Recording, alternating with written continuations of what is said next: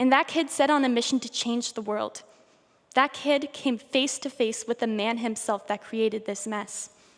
The man told the kid to leave, and the kid came back every day, and the man kept ignoring him until one day the kid came back. And this time, the man listened. And the man handed him the last seed to the truffula tree. And with that last seed, the kid planted a truffula tree and more truffula trees until there was a bright forest surrounding the city. So, how did Needville get saved? I'll give you a hint. It's the only part of the story that hasn't happened yet. Literally 20 minutes ago and ran here, I admittedly did not read Bill 213 in depth, so I can't give you specific changes to make, but I can, however, give you a 3-step plan into solving the climate crisis. Listen, ready? Step 1, Indigenous sovereignty. Step 2, community outreach. And step 3, an ego check. A couple months ago, I had the pleasure of talking with David Suzuki about the climate crisis, and there was something he would always say after finishing his presentations to elementary students, which I thought I would say to you. If you take anything away from this, let it be that we are animals. I may be a 17-year-old high school student, and you may be a big boy decision maker. But at the end of the day, we need 3 things to survive: food, water, and air. And all of those are at stake. You say you care about our future? Don't tell me. Show me. Thank you.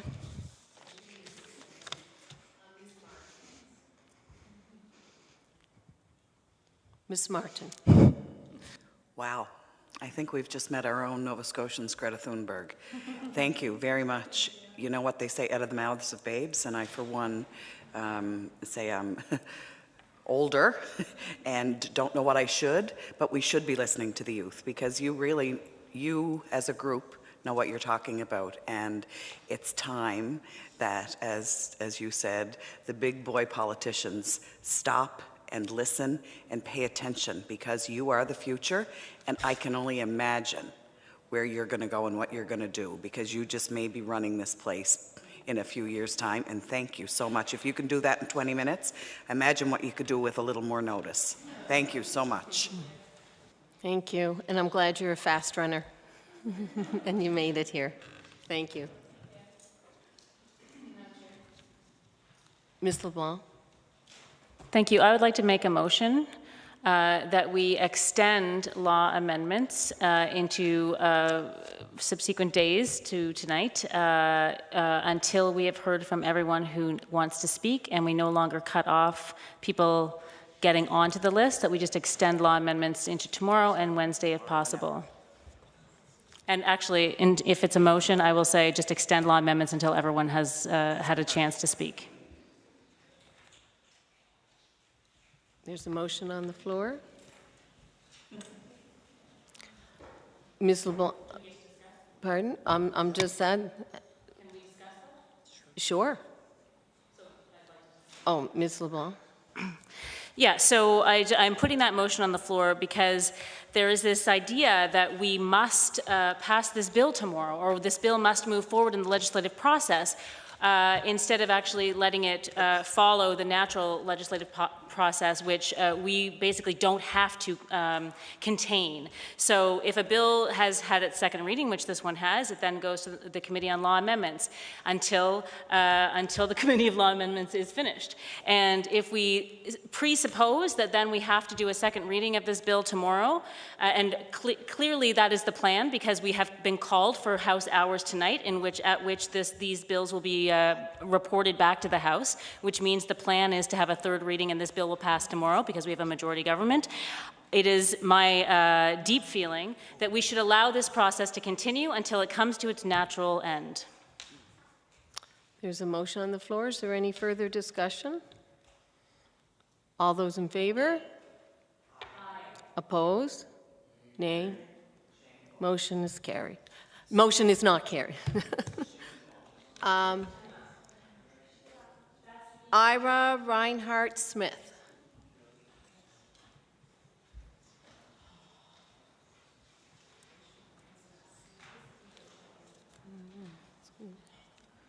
Good afternoon, Ira.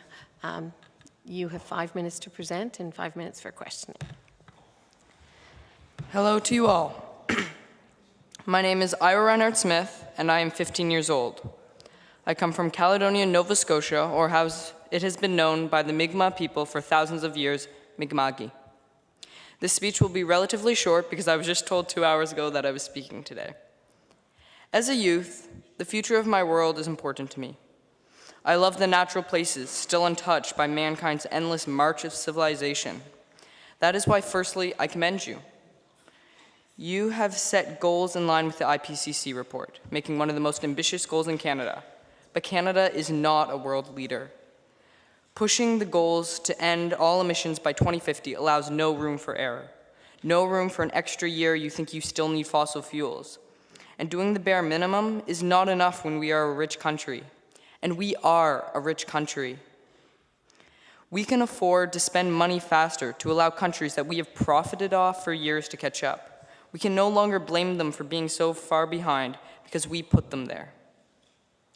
Earlier this week, a lawsuit was filed against the Canadian government by a group of youth plaintiffs on their inaction and actions causing climate change. I'm proud to say I am one of these plaintiffs. As amazing as this last week has been for me, it saddens me also. I met amazing youth from all around Canada who are now dedicating their childhood to fight for their future. These youth are being forced to quit school, do it online, lose sleep, lose their childhood because of the time and energy they are giving. So as grateful as I am for you for taking this step, I say you can do more. Children are not only losing their futures, but their childhoods to fight climate change. So I say you can do more. As a plaintiff from Nova Scotia, I represent the youth of Nova Scotia, and I must ask for the best we can do. While zero emissions by 2050 is good, we can do better. If we can do better, then we must, because we cannot allow there to be a chance involved when it comes to our future. I know that many of you will be happy that youth are speaking up, but please don't be happy. Please don't be happy that children are having to tell you what you were supposed to be doing 30 years ago. Listen to Darlene Gilbert, to me more of a role model than any politician sitting in Parliament today. She is saying that you are poisoning her waters. We tell you, you are poisoning our future.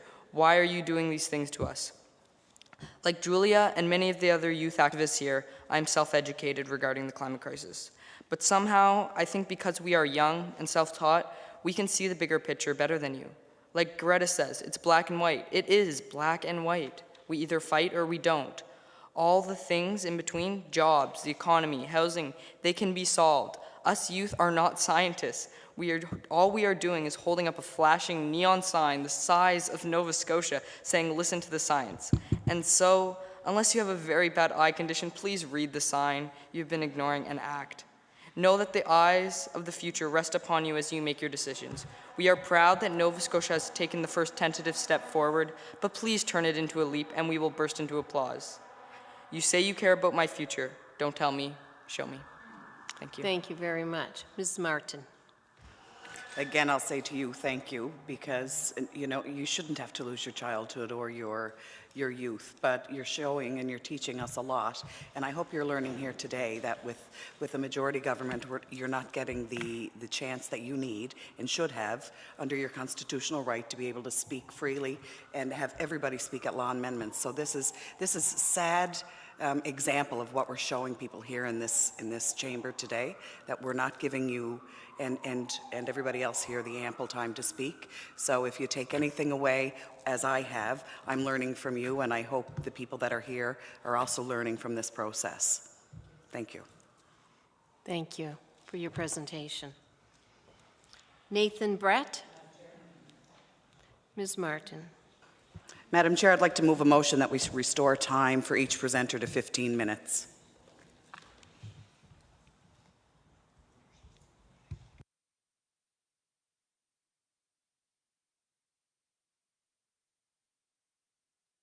Okay. Any discussion? Ms. LeBon. Well, I'm in favor of that motion. I feel like even just the fact that we only have 10 minutes for each presentation makes it much more difficult to have a meaningful conversation and to hear from the expertise that people are bringing to the room. I will reiterate that I don't think that we should be limiting the amount of time presenters have in order to fit people into a predetermined end time for this committee. That was a three-party agreement, but we can do otherwise. Mr. Johns.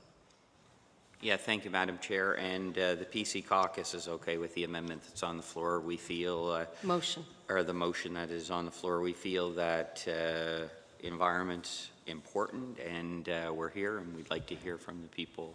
So we're favorable to restating the time. Ms. Martin. Thank you, and I concur with my colleagues. I think the pushing through of this bill by a majority government is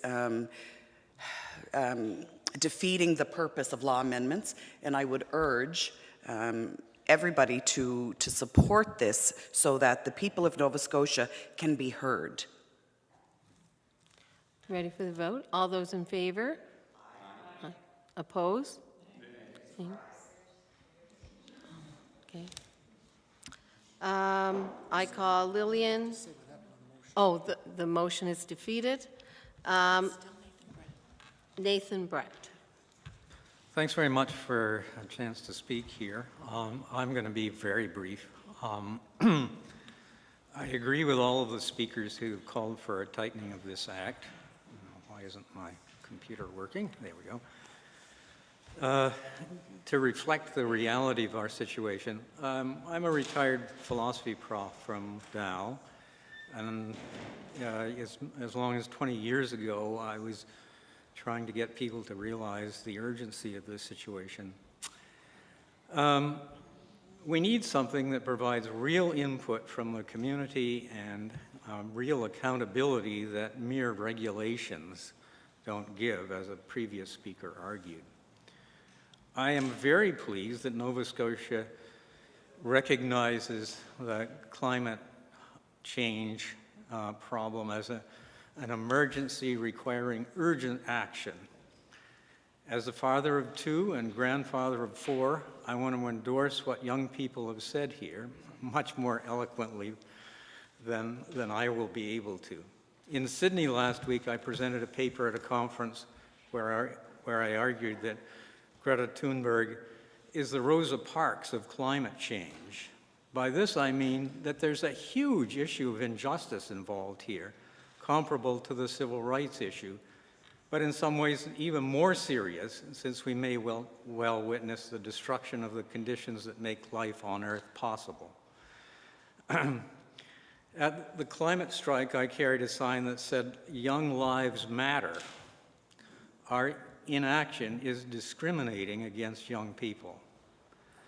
I also put on that picket sign that we are still subsidizing in Canada coal, oil, and gas production to the tune of $3.3 billion last year, or $19 a ton for the production of carbon, of greenhouse gas carbon. Will this act really do anything about Nova Scotia's contribution to that? Young people will lead all of their lives in the shadow of this problem. Many of the decision makers will not, because obviously we will not live as far into the future as they will. We often speak of intergenerational justice, but that puts it in a way that's too abstract. Young people existing now, real people, will be far more harmed than the adults in this room. The World Health Organization already estimates that 150,000 people die as a result of climate change, enhanced storms and other such things. And there's been talk of California, but it's worth pointing out that in BC, in both 2017 and 2018, the forest fires were larger than Prince Edward Island, and that they produced enough carbon, carbon dioxide, to overwhelm by 2 or 3 times the total amount that was being produced by automobile use and so on in the province of British Columbia. Now let me move on to 1 or 2 specific issues that have not come up. Nova Scotia has recently, with subsidies, gotten back into the coal business. So not only have we continued to burn coal, 56% of our Nova Scotia power is produced by coal, but we've gotten back into the export business, $33 million in 2018. Now, I'm not sure about Nova Scotia, but many jurisdictions do not count the fossil fuels that they export in their carbon footprint. But though it's often good to think locally, it won't do here. It does not matter where the coal is burned, it will contribute exactly the same way to this emergency. The final example that I'll give is, David Patrickin already mentioned this, biofuels. The carbon stored in these biofuels is mainly from trees, and of course when it's burned it's released. If we had 50 years for the trees to regrow, that might be deemed a renewable resource. But we've really got 10 years, and all of that is negative. That is to say, it's a carbon burden. It's not a green form of energy use. I'll just end by saying we are sending our children, and we're sending our children and my grandchildren to an unknown planet. That was another sign on one of the pickets that I saw. Thank you. Thank you, Mr. Brett. Are there any questions? Oh, Ms. LeBlanc? Thank you. As a philosophy prof, you may appreciate this comment, but I have made a theater production based on Plato's Symposium, and in one of the lines I spoke towards the end of the show is that I say, imagine if our consumer desires were superseded by a search for affinity. And I really feel like that, I've been thinking about that quote. This is before you said you were a philosophy prof. I've been thinking about that kind of all afternoon because, you know, it really does come down to that. Like when we had our debate on the climate emergency towards the beginning of this legislative sitting, the Premier talked about how we will green the economy at the same time, we will green the planet at the same time grow the economy. And, pardon me, we will green the planet without sacrificing the economy. I can't remember the exact quote, but that was the idea. And I just think that is like old thinking, and that we cannot think in those ways anymore. We cannot balance the environment with the economy. We need to transform the whole kit and caboodle so that we have a true transformation of a new kind of economy. We hear about the green economy today. I learned about the blue economy, which I didn't know about. And I'm just wondering if you can comment on that a little bit, and if you were to think about sort of a province that you felt hopeful in, what would that economy look like to you? Mr. Brett? Already, there are more jobs in green energy than there are in coal, oil, and gas combined.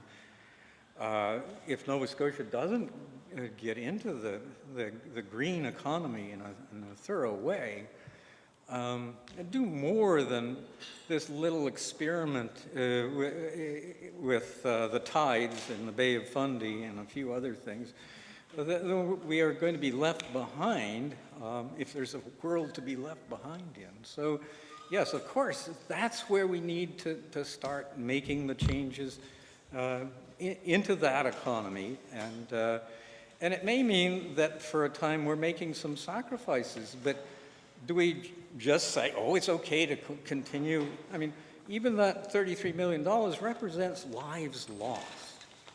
People will be killed because of the exports that we make in coal, and that's a serious thing. We're complicit in that if we don't take radical action. Thank you. Mr. Johns? Yeah, not so much a question, quick comment. I think we are already starting to see that we're being left behind. Auto industries like Audi and stuff, I think this year they put out every car that they have coming out is a EV, right? So we are seeing the world moving away from fossil fuels. We're not, and I do think that there's significant opportunities to transition to a green economy. So, but what I did want to say, although I don't have any questions, I did want to say I thought your presentation was very good, and thank you for coming in, because you've given me a different way of looking at it, and some questions that I wouldn't have thought of, particularly in regards to exports, in regards to coal, and is whether or not that's calculated into our GHG numbers or not. And so I just wanted to make a comment that although I have no questions, I wrote a lot of notes, and I really appreciate the things that you said. So thank you for taking the time today. Thank you. Thank you for your presentation. Ms. Lillian Hogan Venema? Ms. LeBlanc? Fear not, I am not putting forward a motion. I just wanted to let you know that there was a gentleman who called earlier, and he just received a voicemail back. His name is Charles Williams, and so he is here now, so had made a phone call. We're hoping that he can get on the list. Clerk? Can be put on the list? My office will tell me anybody that calls my office. Did he call the Well, he had called to get on the list and then received, he was told it was full, and they called him back around 2 to say that he could come in for 5. But he is not officially on the list, but that was the message he got, so he's here. Can he get on the list? she? Just call my office and get a time. Well, he was called back, and it was told to come in for 5. By the I'm legislature? assuming Legislative Council, because Okay. they called him back around 2 and said to come in for 5. The clerks will clarify while Okay. we listen to our next Great, presenter. thanks. Oh, we have 2 people. Hi. Do you want to introduce yourselves? And who is Lillian? I'm Lillian. Hi, Lillian. I'm Sophie Kent Purcell. Sophie Kent Purcell? Yeah. Okay, Sophie and Lillian. Who's going first? I am. Okay, so Lillian, you can go first. Okay. So my name is Lillian Hogan Venema, and I'm 15 years old. That means I was born in 2004. In 1988, the Intergovernmental Panel on Climate Change was established. Climate change is not a new issue. Yet even though we have known about climate change for 31 years, Canadian and Nova Scotian governments have failed to create and act upon strong, progressive environmental policies.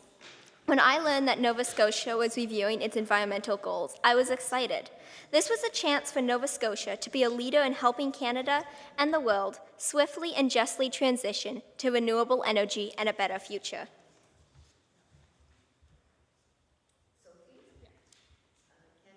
Sophie Kent Purcell. Yeah.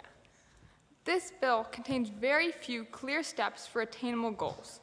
The bill is lacking plans to deal with some key environmental issues in Nova Scotia.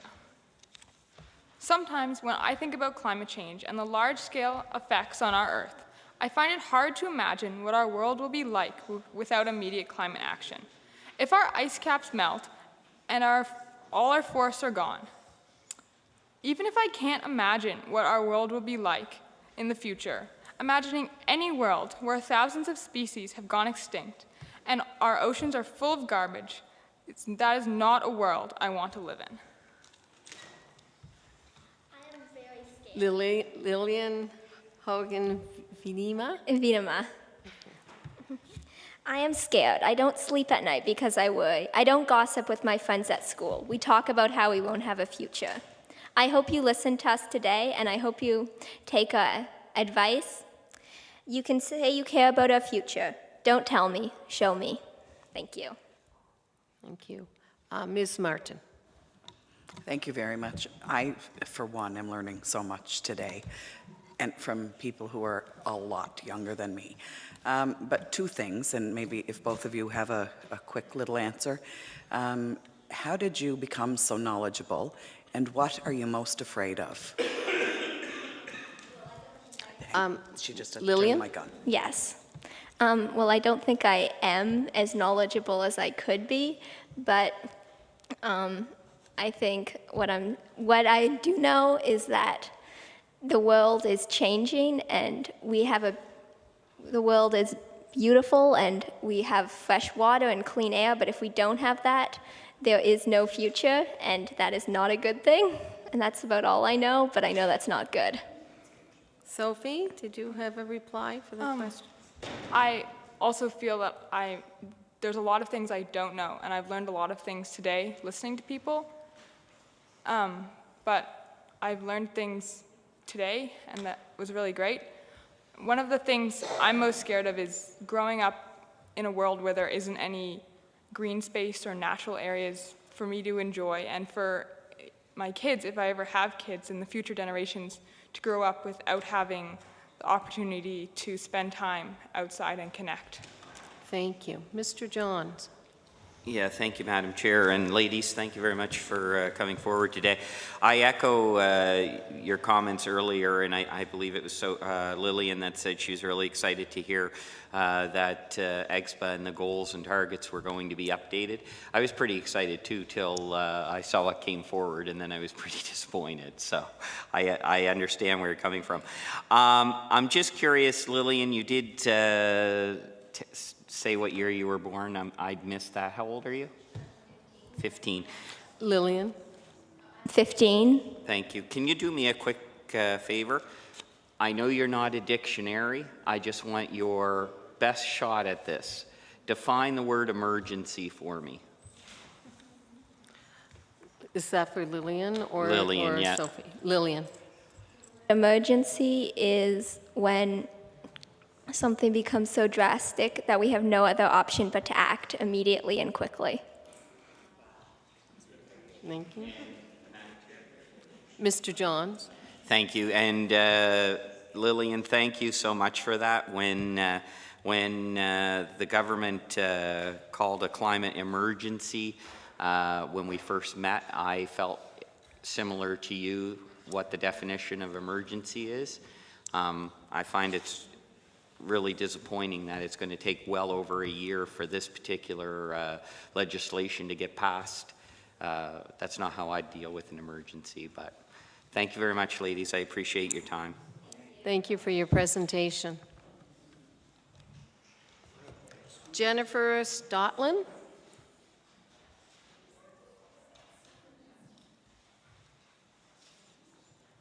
Welcome, Jennifer. Hi, thank you for getting me in on your schedule with all the people that wanted to speak. I've also learned a lot here today. And I've been hearing about climate change since I was a child in the 80s, and I'm almost 40 now, and my whole life I've led a life of gaslighting and inaction from the world around me. We've heard previous speakers talk about tipping points. The albedo effect was mentioned with ocean acidification. These effects have the potential to push us past the tipping point and exponentially increase carbon in the atmosphere. Some others, there's at least 7, include forest fires. If the oceans become too acidic to support life, which dies, which releases CO2. If those currents shut down because melting ice water affects ocean currents, that causes ocean life loss as well. These have happened in the past. They've led to extinction events. And if methane in the Arctic and ocean floor are released, that can produce more greenhouse gas equivalent than 4 times that which we've ever produced as a human race. So I've seen a lot of language around extreme weather and famines. Not that anybody here has probably experienced the kind of hunger that goes on in the world, and so we have a less immediate understanding of it than some people are experiencing now. But I don't see any mentions of a lack of clouds to produce rain, which can happen over 4 degrees of warming, or an atmosphere that's no longer breathable. The 2030 IPCC targets, about 10 years now to be carbon neutral as a planet, are conservative. They're based, as we've heard from other speakers, on a consensus by scientists. We have less than 10 years to get net zero. We have closer to 5 years. I would like to see this happen in 5 years. We need to transform our grid to be a green grid. We need to get off fossil fuels for any use, transportation and home heating for every home, homeowners new and old, retrofitted and rentals. I can't heat my home without burning oil as a renter, and I can't get solar or wind.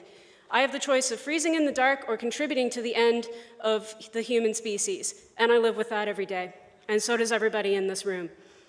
This will be expensive. We can get funds from the federal government. We can close tap loopholes. We can end subsidies to fossil fuels. Where does the carbon tax money go? Does it go to retrofitting these houses? Does it go to retraining oil workers in the green sector? Does it go towards the changes that we need to see happen? I don't care if you have to print the money. Any solution will be less costly than the alternative of inaction. We're fighting for our lives. Everybody here knows a child, but everyone here will see the beginning of the effects of climate change, no matter how old you are, because they've already begun. This is a historic moment. How will you be remembered, if anyone is here to remember you at all? Thank you for your presentation. Are there any questions? No? Thank you.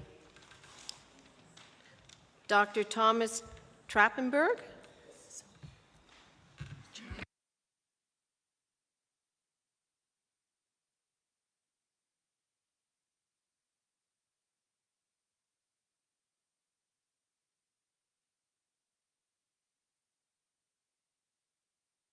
Before you start, I just want to let Ms. LeBlanc know that Charles Williams is on the list now, okay? Thank you. Oh, Ms. Miller? Commentary. Ms. Miller. Thank you, Madam Chair. I just want to make a commentary. I believe the situation is 5 and 5, but if a presenter wants to present for 10 minutes, they can do that without questions. Without questions. So they can, yeah, I'm just looking over the last presenters, and most of them have been for 8 minutes, 7 minutes. The last one was 3 minutes. So I think that that's a reasonable time frame, and if anybody has more comments to make, you know, that 10 minutes should accommodate that. Thank you. Dr. Trappenberg, you may present. Thank you very much for having me here. As I said, my name is Thomas Trappenberg. I'm a professor at Dalhousie University. I'm the leader of the Green Party, and I'm doing this because I want to have a future for my children. I want to acknowledge that we are in the unceded land of the Mi'kmaq Nation, and I'm stressing this always because I did read the, the agreements we made, and the agreements were we are allowed here to share if we are keeping this land for future generations, and we screwed it up, and we have to make it right. I get very emotional these days to talk about this because, quite frankly, my father told me about this 40 years ago. It's very hard to continue after hearing, the youth. They haven't screwed it up. We have screwed it up. But maybe one thing I can say, we heard this name, we know about it 30 years ago, 31 years ago. Actually, scientists, as soon as we started digging up oil, some scientists calculated, what would happen. And also we couldn't measure it. It was actually predicted theoretically. By the way, my PhD is in theoretical physics, so I do believe in these kind of things, and now we could measure them. Who read the IPCC report? I hope you didn't. It has 630 pages, the 2018 report. I couldn't get through all of it. I read most of the summaries and some of the passages before, so I just started crying. There was a new report in 2019 about the dying oceans. This makes me really scared. Do you know where the carbon goes, which we put out? It is taken up. It is taken up to a large extent by the oceans, by our forests. The problem is our forest is dying, and it will actually give out more carbon. The same with the ocean. The ocean will be saturated, and it will actually change around. I'm really scared about this. I know it is very hard to feel this. We had a great summer. What's the problem? But this is where we have to think about science and believe in science and get educated and have input from science. The WWF report from 2016 states that during my lifetime, half of the world's vertebrates disappeared. The freshwater species is actually even worse, 83% decline. This is shocking. But let me comment more specifically on the bill. So I don't know where your targets are coming from. I know they sound ambitious, and I'm thankful for that. But I didn't have the time, actually I was looking for it. What are these numbers really meaning? I think we should state, first of all, they're not relative, because I don't know if you mean the 2005 level or 1990 level of Nova Scotia or around the world. We need to be clear what we are really talking about. How much reduction is there? I was actually unsure if you just, we know next year there might be the Muskrat Falls coming online, and then we are saving a lot of, greenhouse gas, which is great. But again, we need to know where is this coming from. So, to not go on too long, I think the bill, I know the bill won't change very much. And quite frankly, I don't think, I don't understand it. It doesn't say anything. It says these wonderful things, climate change, mitigation, adaptation, and we have to create, we have to solve everything. Yes, but there's nothing concrete in it. So, go ahead, yes, put this bill in place, but let's work on a real solution. We do need the solution. So I would ask actually just for two things. One is, as a minimum, stay to an end to Elton gas and the coal mining. This would show, at least, that we are committed to getting out of the carbon economy. These are immediate steps and signs you can set. And secondly, we need a non-partisan working group that hammers out a solution. I think this should include scientists, which can explain to us how these limits and the science of climate scientists around the world will help us here in Nova Scotia to understand what we have to do. We just came out of a federal campaign, and it was fantastic to see what resources we have in Nova Scotia. There's a lot of, we have the space, we have the forests, we have oceans, we have really fantastic people with ideas. And yet we are locked into an old alien economy. We can produce here so much energy. I know in Germany they have in the summertime to shut off their wind power station because they're actually producing too much energy with solar now. Now I think, so we have actually too much energy here, but we could start producing hydrogen. And there's so many solutions. So I think if we could get over this partisan politics and trying to build a team which really hammers out the very concrete solutions, I think we could come very far. All right, I think I stop here. Thank you for your presentation. Mr. Johns. Thank you very much for your presentation, and I will not going to tell you that I read the IPCC report because I'd lie, but I skimmed it. But I am curious to know if you had an opportunity to read both this proposed bill as well as the existing legislation of EGSPA. Have you read the two of those? So I did read Dr. Trappenberg. Yes, I did read the proposed bill, and I read references to the old one, which apparently had many more specific items in there. I couldn't get through that, but I know that this is very lacking. The new one is so general, and there were in the presentations before also calls, how do we know, how much did we reach? There were very concrete things in there, and this new bill doesn't even have any goals. Mr. Johns. Thank you very much, Madam Chair. If I could, if you wouldn't mind, the EGSPA bill, the existing one, it's not really hefty. It's relatively light as well. Hefty in comparison to this, but it's only about 12 pages, I think. So I'd be very curious if, as an educator, as a professor, if you could make a comparison between the two and let me know what your thoughts are. I'm more of a opponent for the existing structure, not because it was a conservative bill, but because I think that it was a better bill to fight climate change, and it had targets and goals that are set into it. So I'd be really curious to see what your opinion is. So if you wouldn't mind doing that, and maybe I can give you an email, or you can contact me and let me know what you think. Dr. Trappenberg? Actually, I happily do that, and it's wonderful to see, that really we are going towards a nonpartisan approach. We can always do better, and we have to do better. We know that. So, yeah, I happily do this, and will contact you. Thank you very much for your presentation. Jessica Griffin.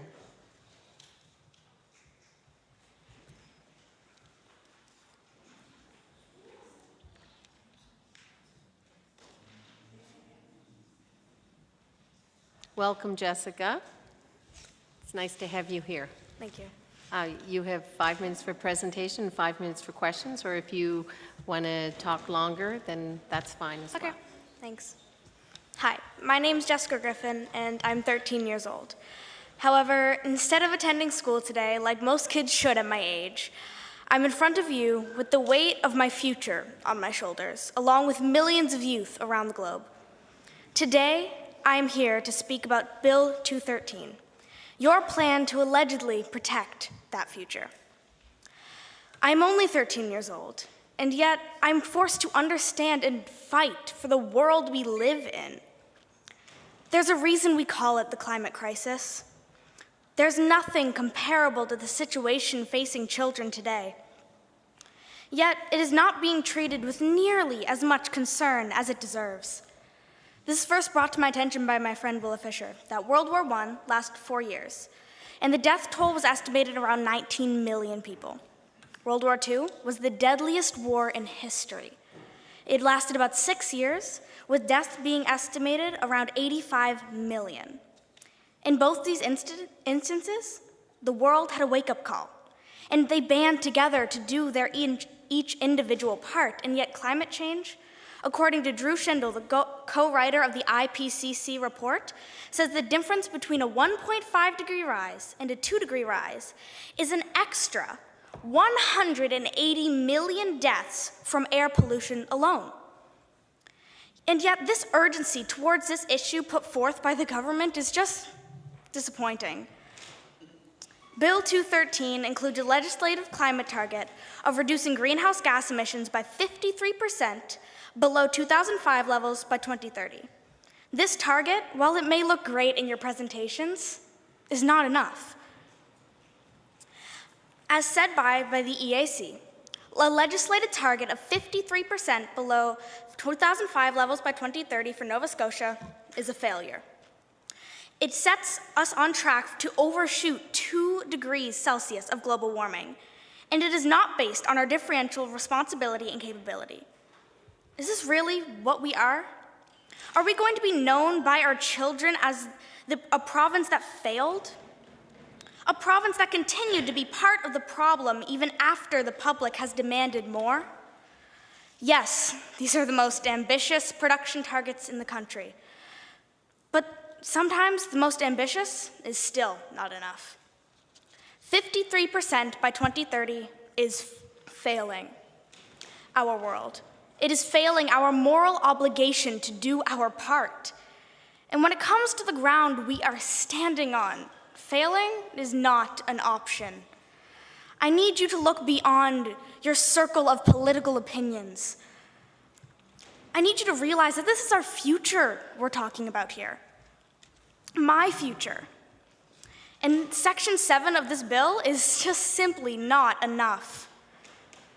I am only 13 years old, so the power is in your hands. And I'm asking you, no, I'm demanding you, that you listen to the science. You listen to the people who were here before we destroyed this land, and you listen to the children of the future you are supposed to protect. Ask yourself, is this bill part of the solution or the problem? You say you care about our future. Don't just tell me, show me. Thank you. Thank you, Jessica. Ready for some questions? Ms. Martin. Again, wow. For 13 to be that knowledgeable and be able to speak to this in the way that you have, I can just imagine where you will end up in the future and what the future will hold. And I, for one, aside from the climate emergency, am happy that the future will be in your hands because I feel safe. And I will ask you the same questions I ask the other younger presenters. How did you become so knowledgeable in this topic? Because is this something that you are, and is this something that you think of every day because you're afraid? Jessica? Well, how could it not be? It's simply everything that you've always been dreaming about when you're a little kid. Marriage, children, retirement I'm being told by scientists that it's being wiped away from me. And how could I not think about that every single day? And how did I become knowledgeable? Well, because I had to, because the government wasn't. The adults in the situation that are supposed to take care of us did not become knowledgeable. It fell onto our shoulders. So yes, I had to read a bunch of reports, and yes, I had to become knowledgeable because it's sadly my job now, and it shouldn't be. Ms. Roberts. The science, has become ever more clear during your lifetime, but it was pretty clear even at the beginning of mine. I'm wondering, a number of young people have spoken about how this is not being addressed in our public education system right now. What would be a way to address climate change in your school, in our school system, that would both inform, all the people who are students, but also to actually engage and demonstrate that there are things that we can do. So that I've been hearing and thinking recently about how an antidote to anxiety, but also like the most meaningful form of hope is actually action. So what would hope in action look like in the school system if you had to dream up a way that it would be brought in to the classroom? Jessica? Well, how much time do I have? Because there's a lot to this. But if I'm just going to do it very brief, we have to have the key components of what you need to know about. So I can't have them all off the top of my head, but for example, it's climate, how it affects us, what we can do to change it, why it's bad, it's humans. All that type of stuff needs to be in the curriculum. It has to be taught to every single child, but also special to each age form. Like, for example, you can't tell a 2-year-old they're gonna die. This is probably not a great idea, but what you can do is make it part of the curriculum, suggestions to bring them out, be part of the solution so they don't develop forms of climate anxiety and you deal with the forms that are already existing in our school systems. It needs to be something that's just as common as learning about calculus in high school and long division in elementary.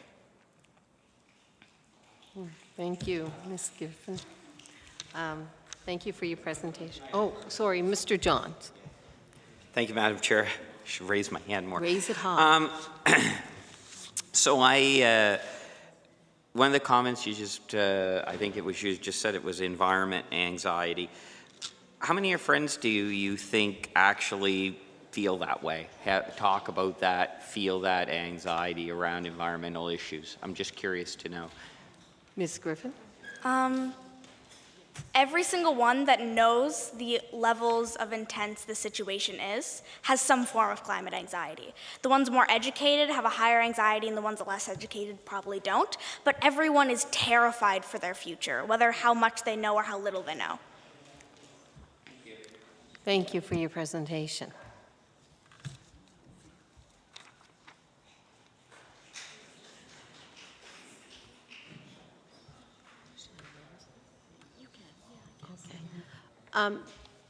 Before we have our next speaker, for the committee's information, the video stream has ended because Ledge TV is preparing for the sitting this evening, but an audio-only stream has been set up on the Nova Scotia Legislature site. Thank you. White Thunder.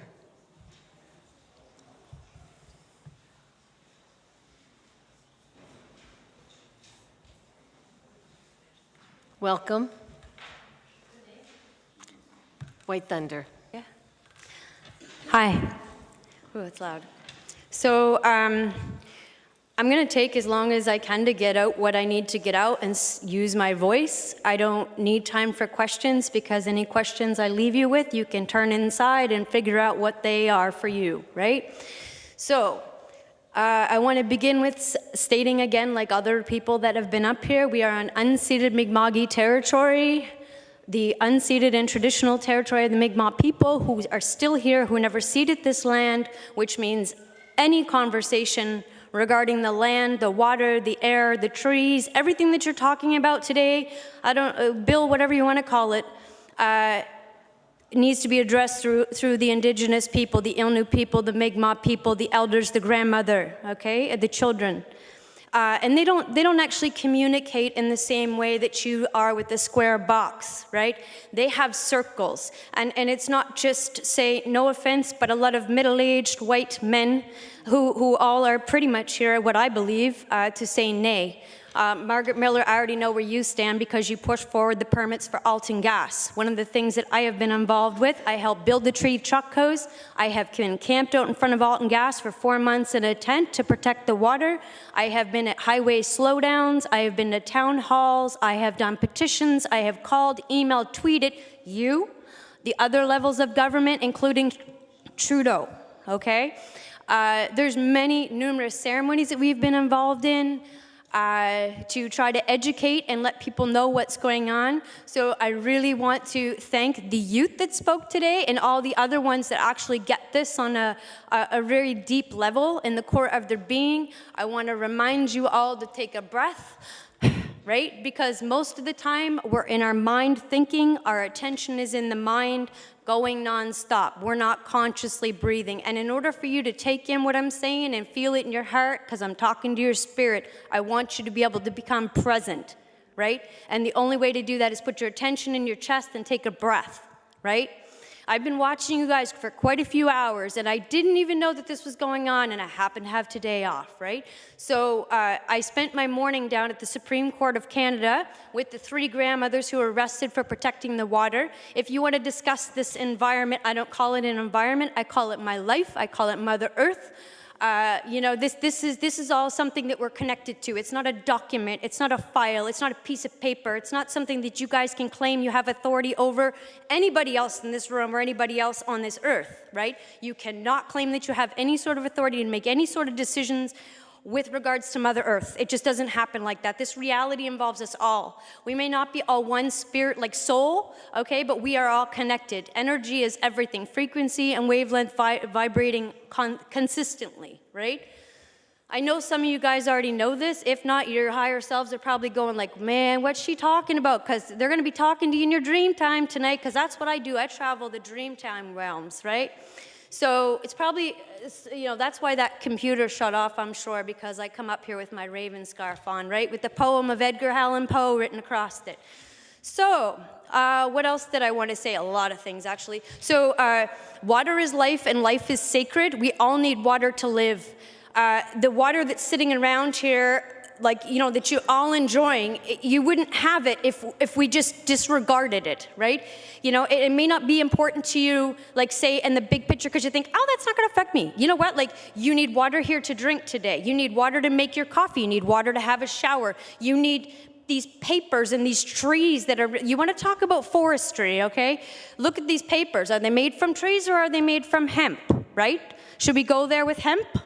Right? That's another thing that's very sustainable. So if you want to grow things like that, you can make everything with hemp. We have 3D printers that can create things. The technology is out there. There's solar, there's free energy, there's Tesla, there's numerous things that I can speak on, right?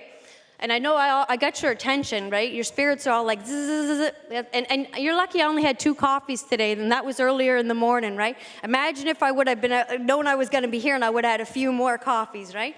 So, anyways, so yeah, my spirit name is White Thunder. It's Wabe Gatugo, and my real name is Trish. I was given that spirit name during a ceremony on the Shubenacadie River in this treaty truck house that was built underneath the within, actually, or asserting the treaty rights, because we are all treaty people. It takes not just the Mi'kmaq people, it's everybody to abide by that treaty, right? It's not just one particular person or what have you. We are all treaty people. It was the Treaty of 1752, Section 4, that says that we have the right to build the treaty truck house on the Shubenacadie River to protect that water. So regardless of, I understand, you know, the climate and the earth and blah, blah, blah, because I can get into all that, because I see the spirit, I see the energy, I talk to the trees and the plants and the animals. I don't see anybody in here representing them, you know? I don't see the birds in here flying to tell you how they feel, you know, or the fish or what have you. We have as many, like, good, kind souls that have been in here to speak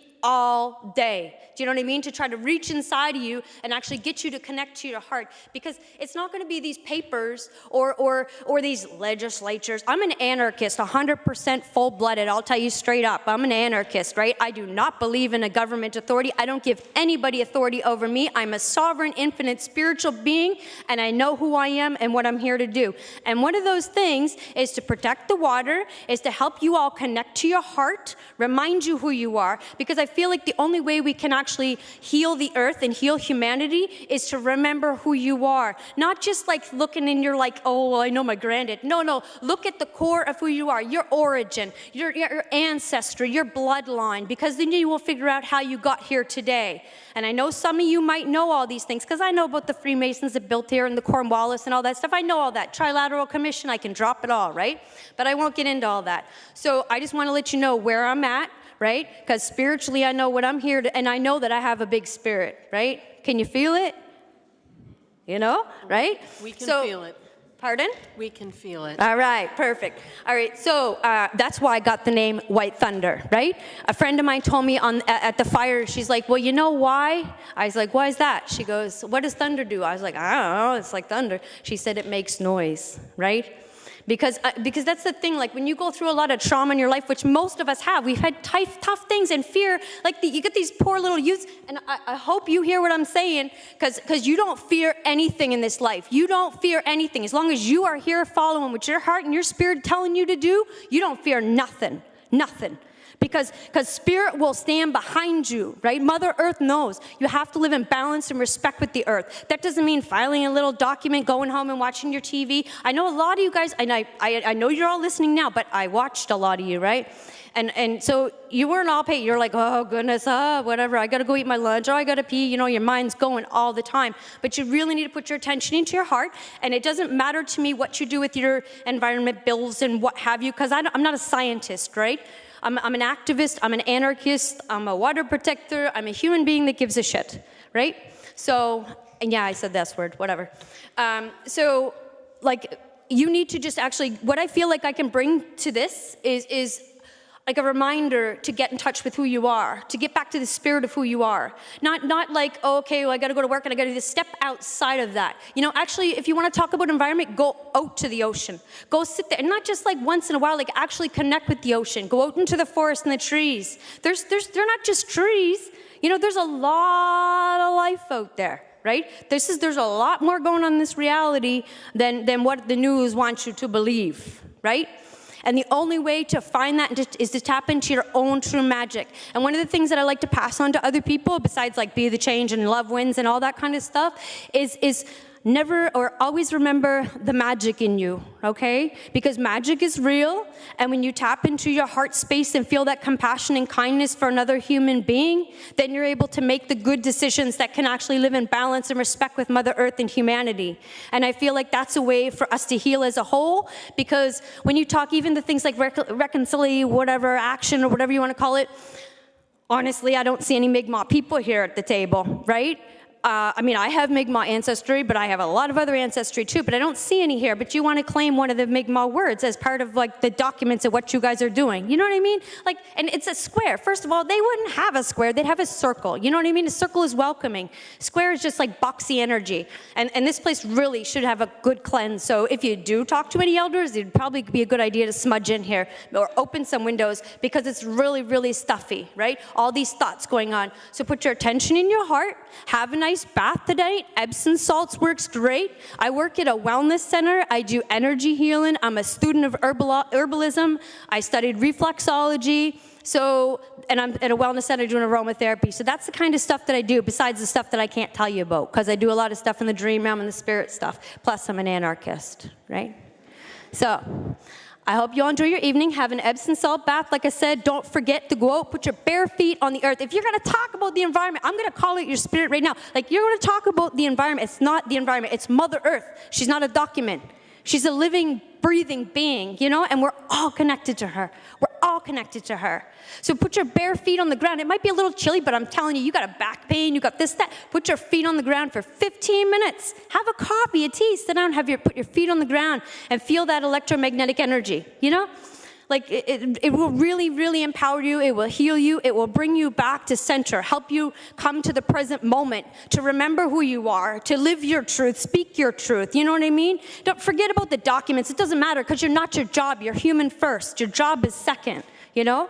I have volunteered at, I don't know, probably about 100 places around this city. I worked at bars for 7 years. I've seen a lot of what the bars can do and all that kind of stuff. You know what I mean? There's a lot going on here that can be fixed or that needs to be fixed. You know what I mean? But I believe at the core, what we need to do is look within ourselves, right? Have your bath, learn about meditating, you know, get out to do the ocean. It doesn't take much. It doesn't take much. But you know what? You deserve it, okay? You deserve it. You deserve those couple minutes, right? You deserve to take that time for yourself, right? You deserve to take that afternoon or that morning and go out to the woods and go out to the ocean and appreciate the beauty that's all around you. That's the true environment that we're trying to protect. That's Mother Earth, and it's healing. I could get into why the energy is healing, but I don't think I need to do that. I think I brought you enough. So if you want to look into other things, like I said, we're currently still in the Supreme Court over the Treaty Chocos, which we've been fighting for years. I'm sure you guys know because we've been right outside your house many times, knocking on your doors and all that kind of stuff out there with our drums and stuff. So you guys know what we're about, right? So if you look into that, because this all involves this, because this is technically, this system is a colonial system, the way you guys are looking at things, right? You really are looking at it from a colonial mindset, a colonial structure, you know, a patriarchy, you know? We need to come back in touch with the spirit, the grandmothers, the elders, and listen and respect, you know? Okay, so I'm gonna go now. I don't know how long I've been speaking, but now, like I said, if you have any questions, like I said, I'm gonna leave you with them to figure out yourself. You know, sit with it when you meditate or when you go out to the ocean. I'm going to plant these seeds because I want you to truly, truly, really touch the essence of who you are and remember that, right? Remember the spirit of who you are. So next time you go outside, I want you to watch for the birds because they're everywhere. The crows, the ravens, right? The little starlings, you know, the pigeons, the seagulls, they are everywhere. Right? And they're connected to us. So I want you to pay attention to the birds. Look at the trees. Look at the grass. Look at the harbor when you go there and actually experience the energy of Mother Earth. Okay? So I thank you all. And I don't even know. I was going to say Willallen, but Willallen is thank you. So anyways, have a good night. I hope you remember what I said. Don't forget your baths and check out the nature and all that kind of good stuff. And if you need any help with anything, you know, I'm more than happy to, you know, come back and give you guys some more chats and some spiritual stuff, okay? Well, thank you very much, and I'm glad you didn't have to go to work today.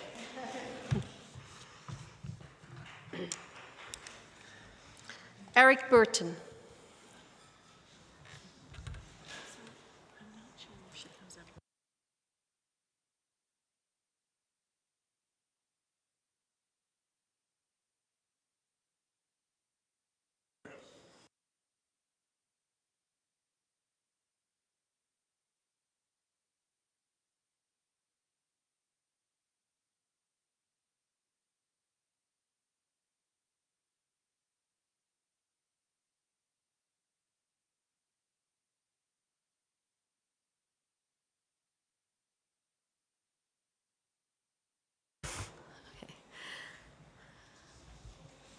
Welcome, Mr. Burton. You may start your presentation.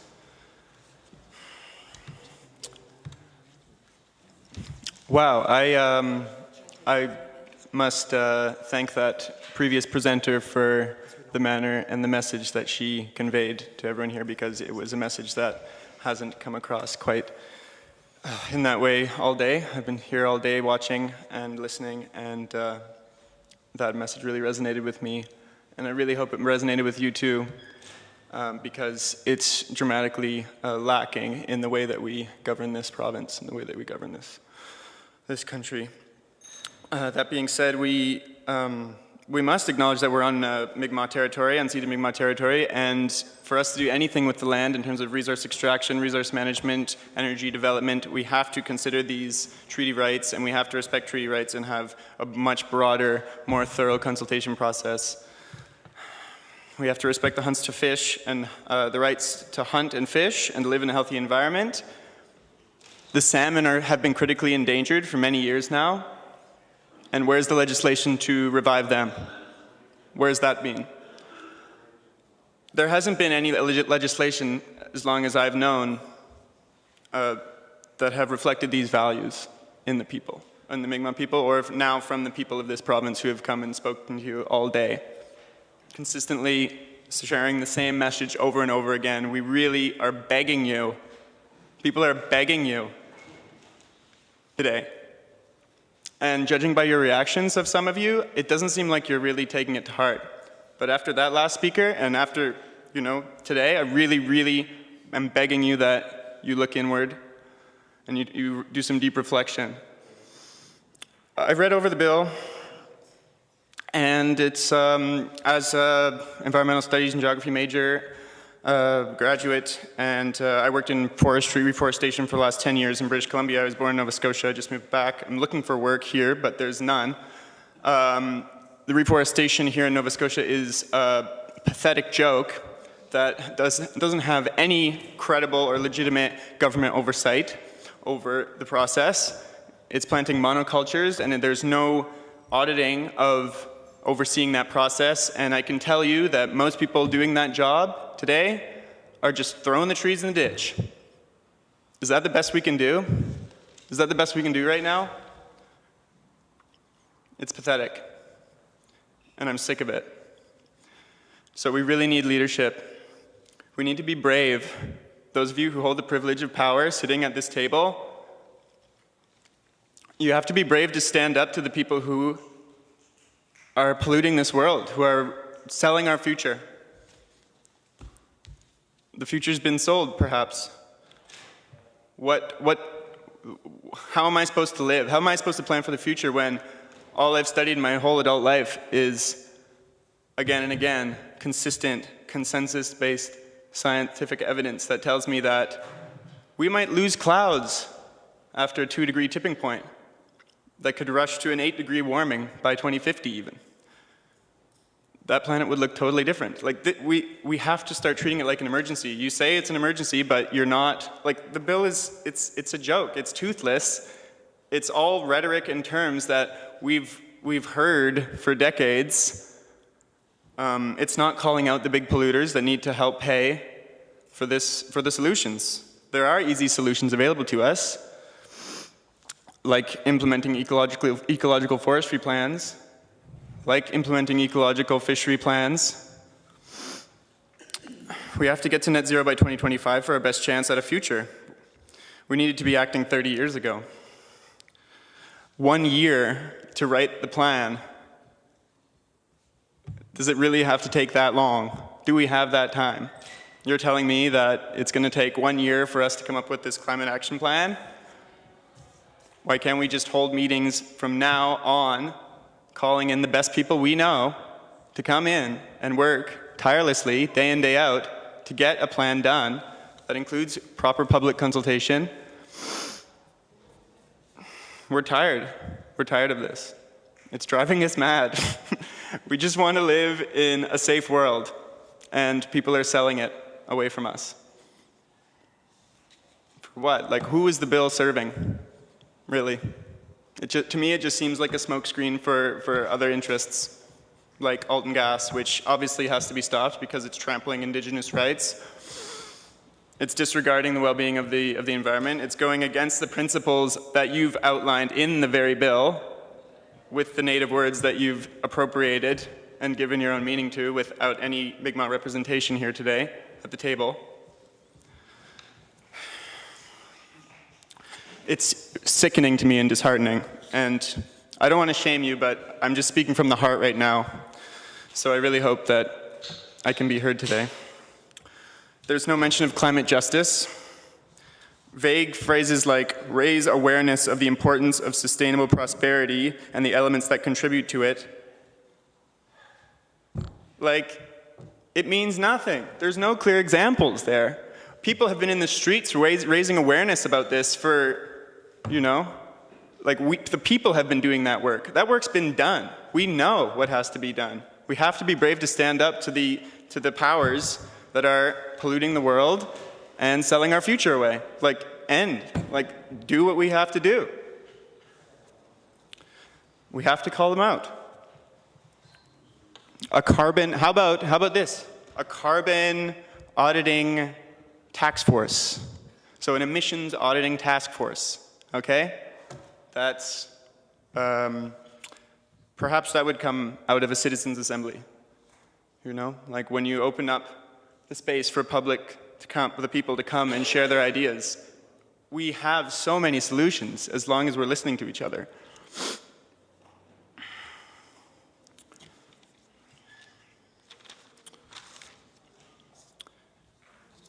Linking conservation as a climate mitigation measure. How much land in Nova Scotia is conserved and protected right now? Does anyone know? Yeah, 13%, I think, right?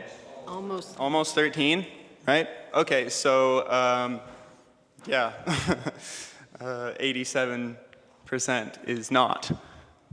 So 87% of Nova Scotia is at risk for being destroyed, essentially, or dramatically hindered and at risk.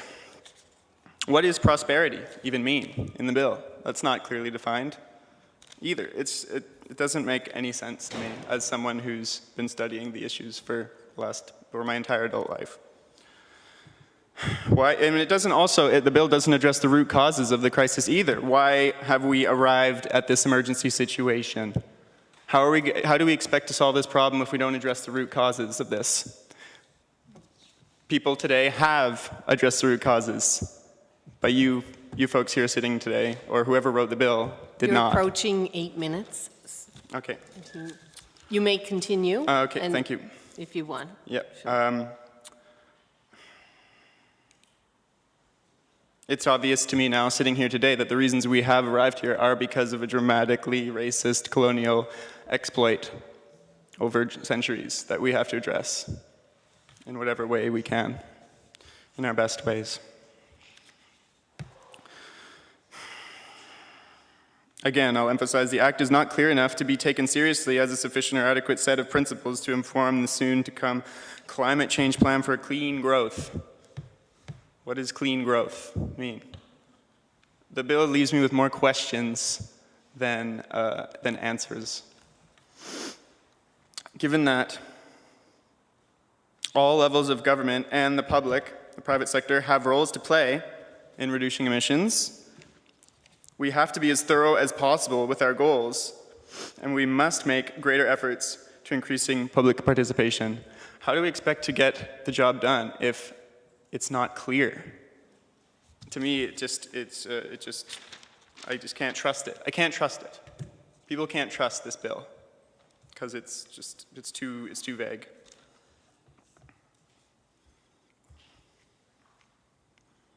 There's so many easy solutions, low-hanging fruit that we can apply right now with agriculture, building soil for carbon capture in agricultural policy, ecological forestry implementation with the Leahy report, energy, getting off coal immediately. Why are we locking ourselves into another decade of coal burning? We can be leaders in wind energy, even in solar, geothermal. Transportation, like I'm sick of driving around to fight for our future. Like, where's the fleets of electric buses that could bring people to and from the city? That's not a difficult thing to do. It's despicable that we've come this far without simple solutions that we've known existed for so long. We're at the 10-minute mark. Do you have any closing remarks you'd like to make? The tipping points are real, and I really hope that you also can confirm that in yourselves And be brave. If you are negotiating with those people in the seats of power, with Irving's, with Nova Scotia Power, with Northern Pulp, with Alton Gas, be brave to them, stand up to them, and make sure that they pay their fair share to help us transition to the just future that we need. Thank you for your presentation. Any questions? You used your question time for your presentation. Thank you for your remarks. Caroline Bettel.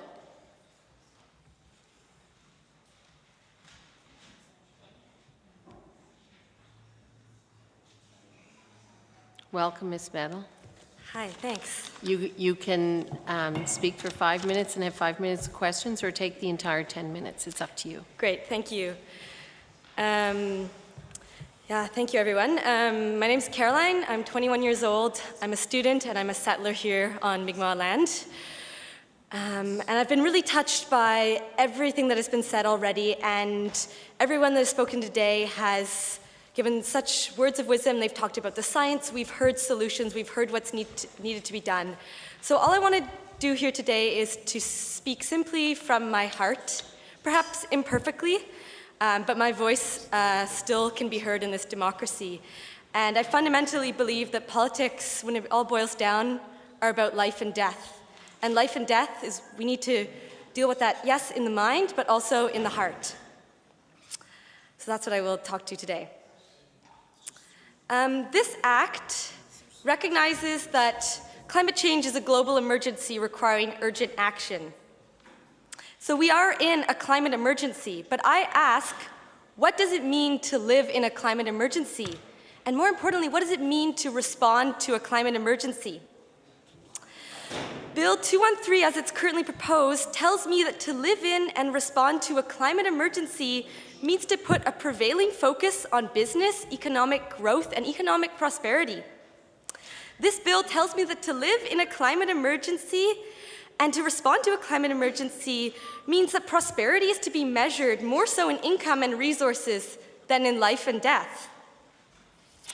This bill tells me that to live in and respond to a climate emergency means a 53% reduction of emissions below 2005 levels by 2030, that this is an adequate response, and yet we know that this will not let us meet the 1.5 degrees that we must stay below if we want to avoid irreversible tipping points and feedback loops, as have been mentioned. This bill tells me that responding to a climate emergency means vague and unclear goals about raising awareness and raising funds. This bill tells me that living and responding to a climate emergency means that the underlying causes of these environmental injustices, capitalism, colonialism, racism, do not need to be considered in our response to this emergency. So this bill illustrates that although we may be in a climate emergency, our response can evade substantive details, goals, and a sense of urgency. And this doesn't add up for me, in my mind or in my heart. So if you allow me, I'm going to tell you what it means for me as a youth to live in a global climate emergency, because this act does not reflect that. Living in a climate emergency for me means to constantly be worried, to wonder why I can't sleep at night, to feel an overwhelming sense of anxiety and worry, physically and emotionally. It means experiencing pervasive and insidious feelings of not knowing what to do, not knowing what is happening, not knowing what my future will look like. Living in a climate emergency for me means to feel sorrow and existential distress that comes with this changing climate. It means to feel deeply and painfully the noticeable environmental changes to the places where I have lived. From the hot summers burning up the pine forests of my youth, charring and scouring the land, as well as my memories and connection to that place. It means severe floods in my hometown washing over my childhood memories with a layer of pain and grief. And now it means rising sea levels encroaching on the banks of the place here in Nova Scotia where I'm trying to build my future, only to have it washed away. Living in a climate emergency for me means to feel a severe grief and sorrow connected to the existential threat to all life, human and non-human, to all the lives that have already been lost and those that will be lost. It means to grieve for the trees, for the fish, for the birds, and also for my future children that I don't even know if I'll have anymore. So this is what living in a climate emergency means for me. It means that prosperity, for me, is about life, about my life, about our lives, about clean air and clean water and this land. It is about survival. So let me tell you, responding to a climate emergency requires an urgent response. Yes, this is an emergency. This is a huge challenge, but this is also an opportunity for the emergence of a new system based on compassion and respect and resiliency and reciprocity. And responding to a climate emergency, for me, to reflect what it means to live in one, means that we need at least 58% reduction of 2005 levels, emission levels, by 2030. We need stronger targets, and that has been said today. Responding to a climate emergency means to honor the Boat Harbor Act. It means to stop oil and gas. It means no more coal in this province. It means intersectional environmental justice and working to address all other forms of oppression here in our country. So this is what living in a climate emergency means for me, and it requires a stronger response. So what I'm asking you today is, what does it mean for you to live in a climate emergency? And what does this response look like? Thank you. Thank you for your presentation. Are there any questions? You may be excused. Thank you so much, Ms. Bendel. Lindsay Reinhardt.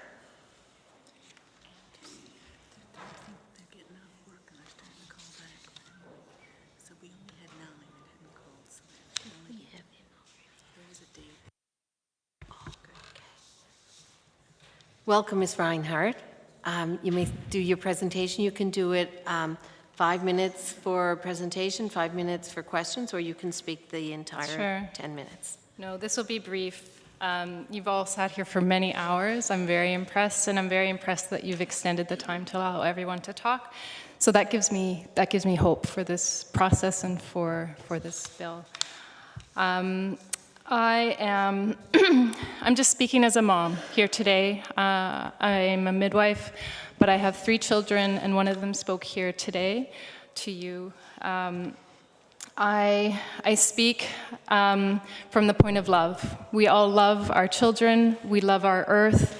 We need to keep coming back to the very basics and not to get too lost in everything. I pretty much agree with everything that's been said at this microphone here today. I won't go into a bunch of numbers and more information, but the information is there, and I ask you to take to heart what has been said here and take it forward. On Friday, Steve Cornish, the CEO of the David Suzuki Foundation, announced from the steps of from the art gallery in Vancouver to thousands and thousands of people. He announced, he was part of the announcement of this lawsuit that my son has joined. And in his address, he spoke to Nova Scotia as being a leader that day. And so you are being, you are leading the way in many people's minds, and I just ask that you carry that responsibility forward and with heart. These 15 children that have brought this lawsuit against Canada are absolutely incredible children, each with incredible stories, and they are all working so hard. There are children that have quit school. There is a girl who's doing all her schooling online so that she can dedicate as much time as she can to the Fridays for Future and Canada's strike. They are working as hard as they can, and I ask no less of you as well, as the adults, as the leaders in our community. I'm doing as much as I can as a mom in my community. I live in Caledonia, Nova Scotia. We're raising responsible children. We've gone down to 1 car, we bike to work, we grow food, we send our children to the public school, and my son is going to school with other kids in our community. We see the logging trucks that are leaving the community with the resources of our woods, and we know these are other parents and children just trying to make do as we are. We know it's complicated. We ask you to lead the way for us. We're doing what we can, and we acknowledge it's not simple. My children in our kitchen, they heard a story about someone complaining about Canada and why are we having to do this when there's other countries that are polluting more. And my 11-year-old children are saying, you know what? This is what we sound like when we're arguing over chores and things in our own kitchen. It's very basic stuff. Our kids know, and we have taught them this their whole lives, and we should be doing no less. So I'm just going to finish off by saying, yes, of course, we need more aggressive targets. Yes, please treat this as the urgency. I'm pleading you, just as anyone else is here. Listen to the scientists, and please be nonpartisan. Be the brave leaders that we need. You have the power at this table.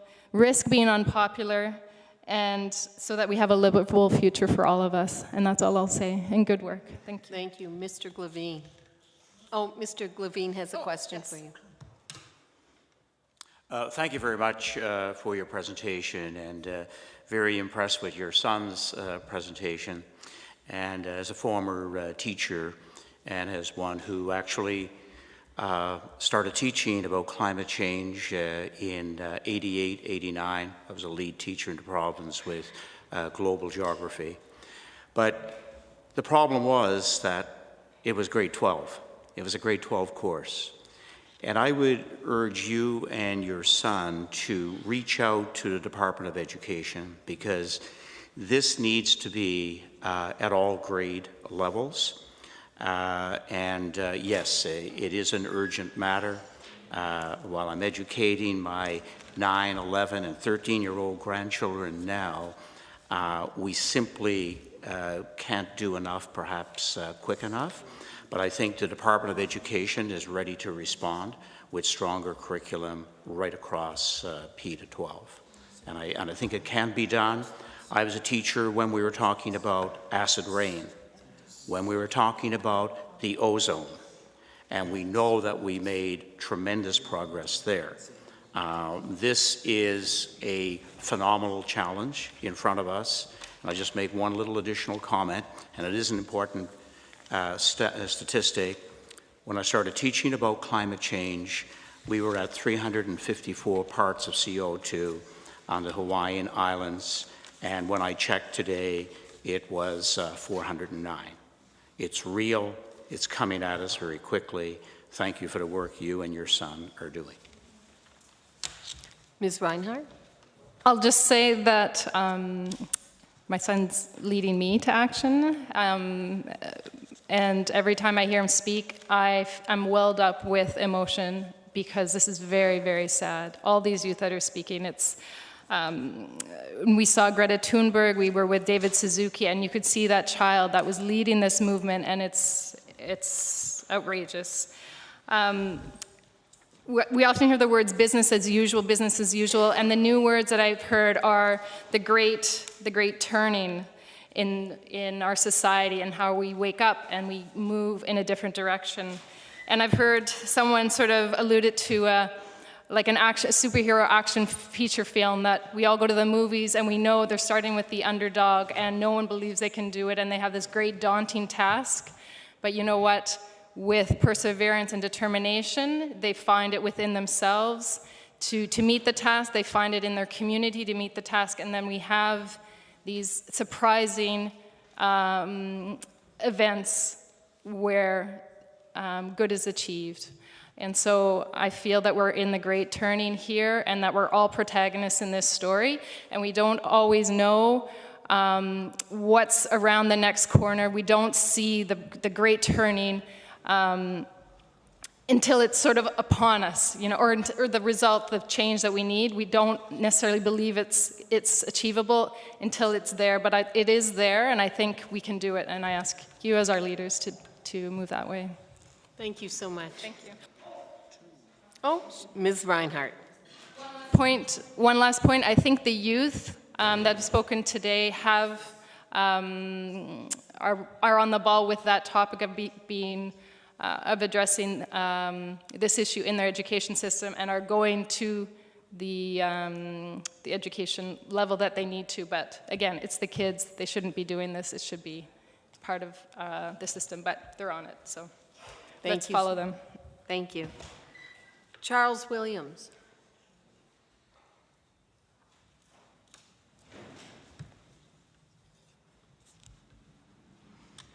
Welcome, Mr. Williams. You can have 5 minutes to speak and 5 minutes for questions, or if you'd like to speak for the full 10 minutes, feel free to do that. Let's see how it goes. All right. Thanks for having me. My name is Charles. I came here leaving my 3-year-old son, who, his name is Charlie. That's what he looks like. He's super cute. I don't know if you got one of these devices in your pocket with somebody you love that's young, but if you do, think about them for a moment, because this isn't enough. It's a good start, but it's not enough. I'm from the States, don't judge me too harshly. I come from Sonoma County, California. I'm immigrating up here. And I don't know if you know what's going on in Sonoma County. There's fires burning. All of my closest friends are out of their homes, not knowing if they're ever going to come back to them.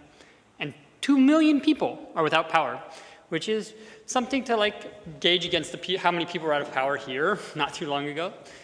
Climate is coming and things are happening, and we need to do better. Fortunately, I'm not one of the hopeless people. Like, I don't feel that way at all. I know the solutions. I've read the IPCC report. I actually read the whole thing. I understand what's in it. I've read the World Wildlife Fund. I've educated myself along the lines of like, what can we do? Because I want to teach my kid not that we're in despair. It breaks my heart to hear our youth being like, the world, what do we do? Like, you've got to do something. Or like, it's on our shoulders. Like, it shouldn't be on their shoulders. Like, we never should say like, how do you know so much more we do? We've had years on them.